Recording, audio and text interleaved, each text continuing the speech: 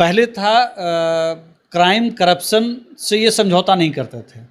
अब ये महसूस होने लग गया है कि अपराध और भ्रष्टाचार इनकी प्रायोरिटी लिस्ट में कहीं है राम भरोसे है।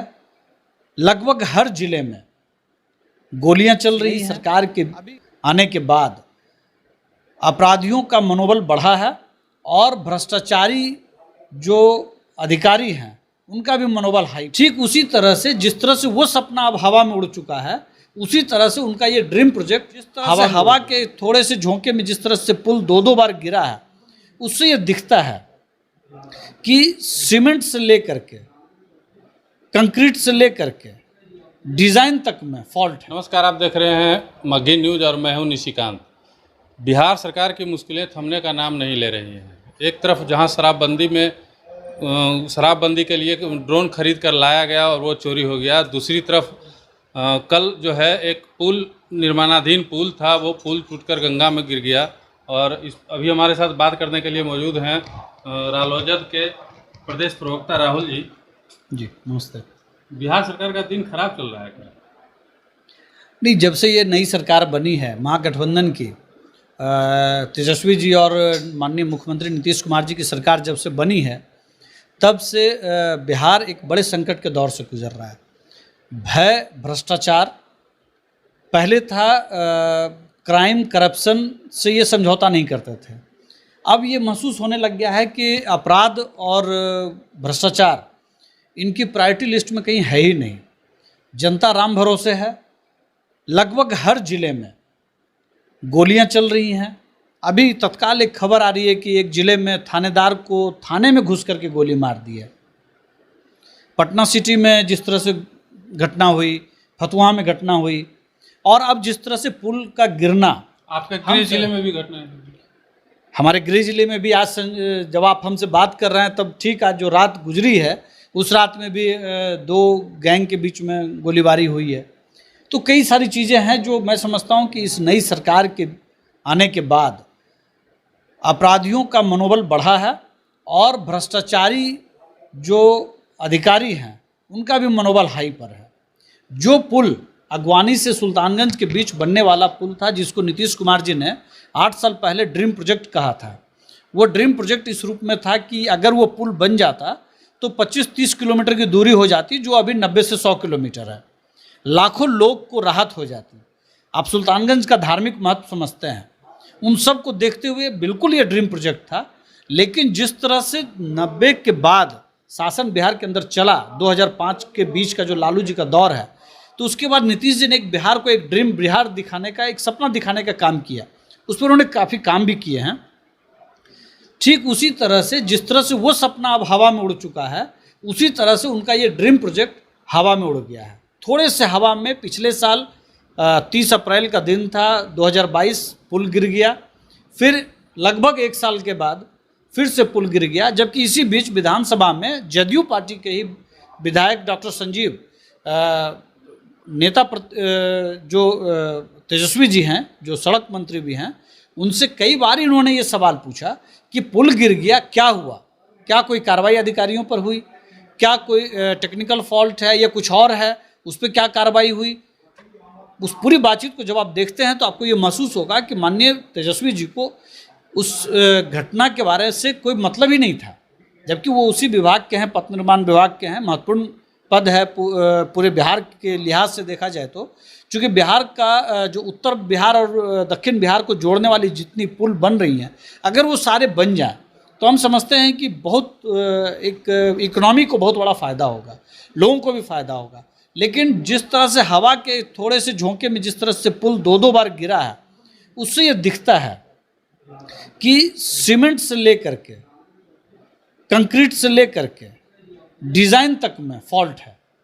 और पिछले 1 साल में जब कोई कार्रवाई माननीय मुख्यमंत्री जी ने नहीं किया, न कॉन्ट्रैक्टर पर न किसी अधिकारी पर, तो अधिकारी समझता है कि सिर्फ पुल बन जाने से मतलब है। और नीतीश कुमार जी भी ये समझते हैं कि ये पुल जितनी जल्दी अब बन जाए, 24 के पहले, तो मेरे प्रधानमंत्री बनने का ये पुल साबित होगा। लेकिन जिस तरह से इनका ये पुल धराशायी हुआ है, पूरे विपक्ष की राजनीति इसी तरह से धराशायी हो जाना तय है। बिहार को स्टेक पर लगा दिया है नीतीश कुमार जी ने। बिहार संकट के दौर से गुजर रहा है, भय का इतना वातावरण बन गया है कि मैं आपको कई उदाहरण मैं दे सकता हूँ। आप खुद पत्रकार हैं, आप देख रहे होंगे हर दिन की घटनाएं। तो मैं समझता हूँ कि बिहार के अंदर भ्रष्टाचार चरम पर है, और भ्रष्टाचार को अगर थोड़ा और समझना हो तो आप कहिए कि बिहार के अंदर 50 से 60% कमीशन है। ये पुल जिसको हम ड्रीम प्रोजेक्ट कह रहे हैं, नीतीश कुमार जी ने इसको 8 बार डेडलाइन बढ़ाने का इन्होंने अप्रूवल दिया है। आप समझिए कि अगर कोई मेरा ड्रीम घर होगा या कोई ड्रीम सपना है किसी चीज़ को कि भाई हम इस चीज़ को हासिल करें, क्या हम इस राज्य का मुखिया होते हुए 8 बार उसकी डेडलाइन बढ़ाएंगे? इस 8 बार डेडलाइन बढ़ाने के पहले क्या बजट था और आज क्या बजट है, इसको आप जब देख लेंगे तो आप हतप्रभ रह जाएंगे। ये डेडलाइन सिर्फ इसलिए बढ़ाया जा रहा है ताकि ज़्यादा से ज़्यादा कमीशन खोरी हो सके, एक भ्रष्टाचार हो सके। हम आपको रोकना चाहेंगे।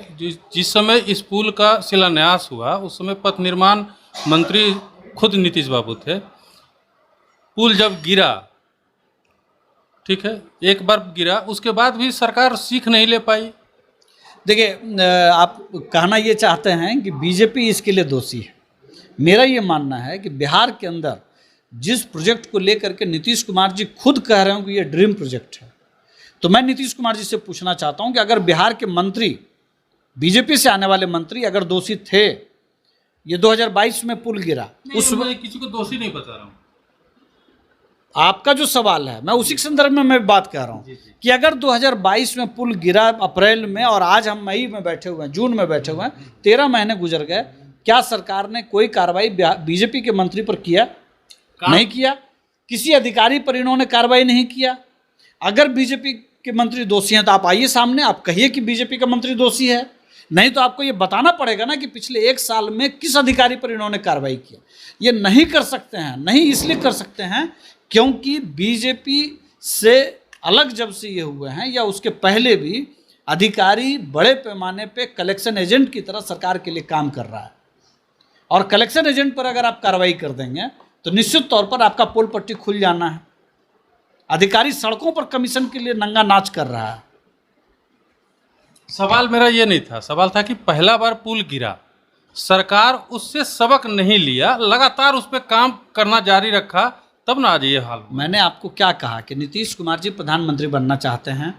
नीतीश कुमार जी का सपना है प्रधानमंत्री बनना, और वो ये समझते हैं कि इस तरह से पुल जल्दी जल्दी बना लो ताकि जो भागलपुर और खगड़िया और दूसरे ज़िले जो कनेक्टिंग ज़िले हैं उसको हम एक सपना दिखा सकें और उस पुल के सहारे हम संसद में प्रधानमंत्री के रूप में पहुंच जाएं। तो बोले ये सपना अधूरा रह जाना है। दुर्भाग्य से जो लाखों लोग प्रभावित होंगे इस पुल के नहीं बनने से, उनका भी सपना लंबे समय तक के लिए अब अधूरा रह जाएगा। तो बोले हैं कि जांच होगा और कार्रवाई होगी, दोषियों पे सख्त कार्रवाई की जाएगी। वो तो संत हैं, महात्मा हैं। 1 साल पहले पुल गिरा, आपने 1 साल में क्या कार्रवाई किया? बात बात पर इस्तीफा मांग लेने वाले नेता आज उप मुख्यमंत्री हैं, उसी विभाग के मंत्री हैं, और ड्रीम प्रोजेक्ट वाले मुख्यमंत्री भी हैं। तब भी कोई कार्रवाई अगर नहीं हो रही है तो कहीं ना कहीं दाल में कुछ काला है, कुछ तो बात है। इसका जवाब नीतीश कुमार जी को देना पड़ेगा, इसका जवाब तेजस्वी जी को देना पड़ेगा। सिर्फ प्रेस में आकर के प्रत्यय अमृत और तेजस्वी कह दें कि ये टेक्निकल फॉल्ट का मामला है, डिज़ाइन में प्रॉब्लम है, ये कोई जवाब नहीं हुआ। अगर डिज़ाइन में प्रॉब्लम है, IIT रुड़की ने कहा कि डिज़ाइन में प्रॉब्लम है, तो फिर इस पर निर्माण जारी क्यों था? तब तो ये भी आशंका है कि जब ये पुल बन जाता, साल 6 महीने के बाद गिर जाता, तब पता नहीं क्या लॉस होता, कितने लोगों की जानें जाती। तो सरकार को इससे कोई मतलब नहीं है कि कितनी जानें जाती हैं। शराबबंदी का जो सवाल आपने उठाया, ड्रोन का या किसी भी चीज़ का, इनको इससे कोई मतलब नहीं है कि कितने लोग जहरीली शराब से मर रहे हैं। इनको इससे कोई मतलब नहीं है कि हर गांव और शहर में शराब का माफिया पैदा हो गया है। पैरेलल एक क्राइम का एक सेंटर डेवलप कर गया है। पुलिस और अपराधियों के बीच में एक बड़ा गठजोड़ है और करोड़ों रुपए का हेर फेर हो रहा है, और इसका फ़ायदा कहीं ना कहीं सत्ताधारी दल को भी मिल रहा है। और अगर नहीं मिल रहा है तो इस पर कार्रवाई क्यों नहीं हो रही है? तो ये सारे सवाल हैं। इनको सिर्फ सत्ता चाहिए, इन के इन प्रकार किसी भी तरह से इनको सत्ता चाहिए। इससे ज़्यादा नीतीश कुमार जी सोचते ही नहीं है। और न इससे ज़्यादा तेजस्वी जी सोचते हैं। आप तो कह रहे हैं कि केंद्र में भी सत्ता ले लेंगे, विपक्षी एकता की बैठक कर रहे हैं। विपक्षी एकता की बैठक, आप जब ये सवाल पूछ रहे हैं उसके पहले नीतीश कुमार जी ने आज ही प्रेस कॉन्फ्रेंस में कहा है कि 12 तारीख की बैठक मुलतवी कर दी गई है और हम चाहते हैं कि इसी महीने में हो जाए। लेकिन इसी बीच हमारे पास ये भी खबर है कि कांग्रेस चाहती है कि शिमला में ये बैठक हो। तो जब ये जगह नहीं तय कर पा रहे हैं कि बैठक कहाँ हो, तो ये सरकार बना लेंगे। विपक्षी एकता बेंग तोलने के जैसा है, मेढक तोलने जैसा है। और आप एक तरफ से लिस्ट उठा करके देख लीजिए, विपक्षी एकता की बात करने वाले तमाम नेता भ्रष्टाचार में भयंकर तरीके से लिप्त हैं और ये सिर्फ अपने गला और गर्दन को बचाने के लिए एक अपवित्र गठबंधन करना चाहते हैं। और मैं समझता हूं कि भले इनको लगता होगा कि ये मोदी जी के बरक्स खड़े हो सकते हैं, लेकिन जनता इनको इस बार गद्दी से बाहर निकाल फेंकेगी और 24 में ये 0 पर आउट होंगे। धन्यवाद। ये थे राहुल कुमार जी, जिन्होंने साफ तौर पर राज्य सरकार पर आरोप लगाते हुए कहा है कि जनता 2024 में पूर्ण रूप से जवाब देगी। ये भ्रष्टाचार से घिरी हुई सरकार है। ऐसे ही हमारी खबरों को देखते रहिए। धन्यवाद।